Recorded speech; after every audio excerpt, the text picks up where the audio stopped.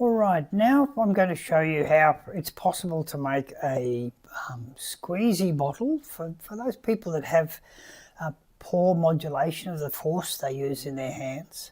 Sometimes that's due to sensory deficits. Sometimes it's just not being able to understand how excessive force is. We can use a bottle like this to make a feedback device. The critical things is that we need to make a hole in the lid of the bottle that is not larger than the tubing we're going to put into that. So it actually needs to be a very, very tight hole that doesn't have doesn't allow any air to move in between the tubing and the lid.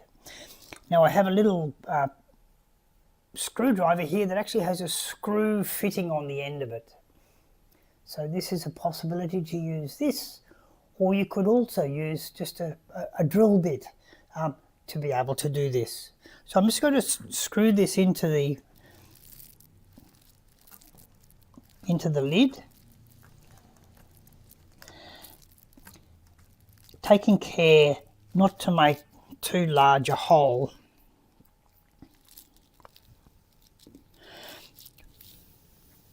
And also taking care that I don't puncture myself.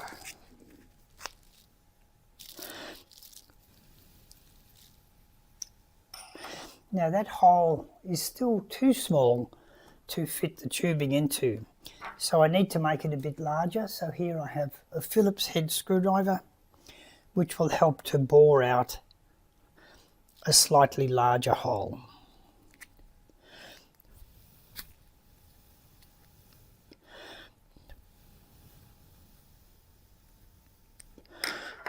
Now let's see if that will fit. Not quite. So now I have a screwdriver which gives me slightly larger diameter to work with.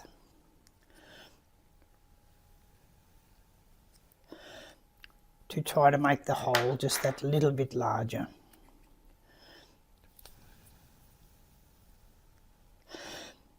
It doesn't matter if the hole squeezes the tubing a little bit. And in fact, that's still not big enough to.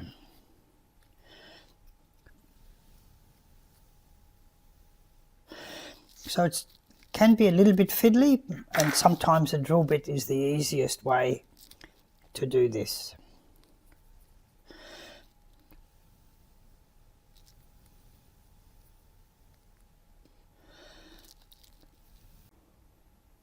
Okay, so now I have a hole that is just not quite big enough, so I can use the end of the scissors just to slightly make the hole just a tiny bit larger,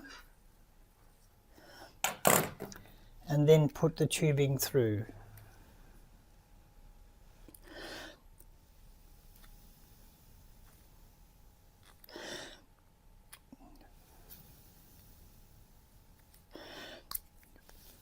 Might as well use the marks that are already on the tubing.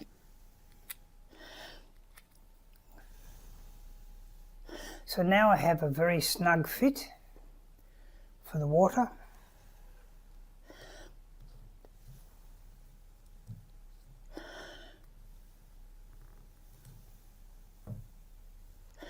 So now I have the tubing going through, and if I squeeze too hard, the water will come out too fast. And now I have a device that gives me immediate feedback about how much I'm pushing